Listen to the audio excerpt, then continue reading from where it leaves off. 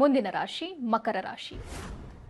ನೋಡಿ, ಮಕರ ರಾಶಿಯವ್ರಿಗಂತೂ ಸುಮಾರು ಒಂದು 10 ವರ್ಷಗಳಿಂದ ನರಳುತ್ತಾ ಇದ್ದಾರೆ ಅವರು. ಒಂಥರ ಚಿತ್ರ ಹಿಂಸೆ ಜೀವನ ಅವ್ರದ್ದು, ಹಿಂಡುತ್ತಾ ಇದೆ ಅವ್ರದ್ದು. ಮಕರ ರಾಶಿಯವರಿಗೆ ನೋಡಿ, ಕಠಿಣ ಶ್ರಮ ಪಟ್ಟರೂ ಇಲ್ಲ, ಕಷ್ಟಪಟ್ಟರೂ ಇಲ್ಲ, ಉದ್ಯೋಗದಲ್ಲೂ ಇಲ್ಲ, ಯಶಸ್ಸು ಇಲ್ಲ, ಕುಟುಂಬದಲ್ಲಿ ಸ್ಥಿರತೆ, ಆದರೆ ಆರೋಗ್ಯದಲ್ಲಿ ಸಣ್ಣ ಪುಟ್ಟ ಸಮಸ್ಯೆಗಳು. ಅವರಿಗೆ ಹೊಟ್ಟೆ ನೋವು ಕಾಣ್ತಾ ಇರುತ್ತೆ, ಅಜೀರ್ಣತೆ, ಗ್ಯಾಸ್ಟ್ರಿಕ್ಕು, ಮೈಕೈ ನೋವು, ಬಾಧೆ, ಸಂಕಟ. ಅವ್ರಿಗೆ ನೆಮ್ಮದಿ ಜೀವನನೇ ಅಂತಕ್ಕಂಥದ್ದಿಲ್ಲ. ಅದು ಸಹ ಇವರಿಗೆ ಮಕರ ರಾಶಿಯವರಿಗೆ ಶನಿ ಬೇರೆ ವಕ್ರವಾಗ್ಬಿಟ್ಟು ಈಗ ಜನವರಿ 10ನೇ ತಾರೀಕು ಚೇಂಜ್ ಆಗ್ತಾ ಇದ್ದಾನೆ.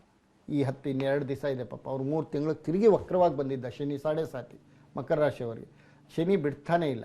ಶನಿ ಇನ್ನೇನು ಇಷ್ಟು ದಿವಸ ಅನುಭವಿಸಿದ್ದಾರೆ ಅವರಿಗೆ. ಈಗ ಜನವರಿ 10ನೇ ತಾರೀಕು 2 ದಿವಸ ಇದೆ ಅಲ್ವಾ, ಮುಂದಕ್ಕೆ ಕೊಟ್ಟೋಗ್ತಾನೆ. ವಕ್ರಿಯಾಗಿದ್ದ 3 ತಿಂಗಳ ಕಾಲ ಶನಿ ಇವಾಗ ಮತ್ತೆ ಮೀನಕ್ಕೆ ಹೋಗ್ತಾನೆ. ಆರ್ಥಿಕ ಸಮಸ್ಯೆಗಳು ಸ್ವಲ್ಪ ಸುಧಾರಣೆ ಆಗುತ್ತೆ.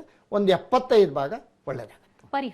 ಪರಿಹಾರ ಶನಿ ಶಾಂತಿ ಮತ್ತು ಆಂಜನೇಯನ ಪೂಜೆ. ವಿಶೇಷವಾಗಿ ಪ್ರತಿ ಶನಿವಾರ ಬರುತ್ತೆ ನಿಮಗೆ ಆಂಜನೇಯನ ಪೂಜೆ ಅಂತ ಬರುತ್ತೆ. ಅದು ಮಾಡಿಸ್ಕೊಂಡ್ರೆ ಇವರೊಂದು 48 ಮಂಡಲಗಳ ಕಾಲ ಪೂಜೆ ಮಾಡಿಸ್ಕೊಂಡ್ರೆ ಶನಿ ದೋಷನೇ ಬರಲ್ಲ, ಶನಿ ದೃಷ್ಟಿನೂ ಬೀಳಲ್ಲ, ಎಲ್ಲ ಅನುಕೂಲ ಆಗ್ತಕ್ಕಂಥದ್ದು, ಯಶಸ್ಸು ಸಿಗ್ತಕ್ಕಂಥದ್ದು.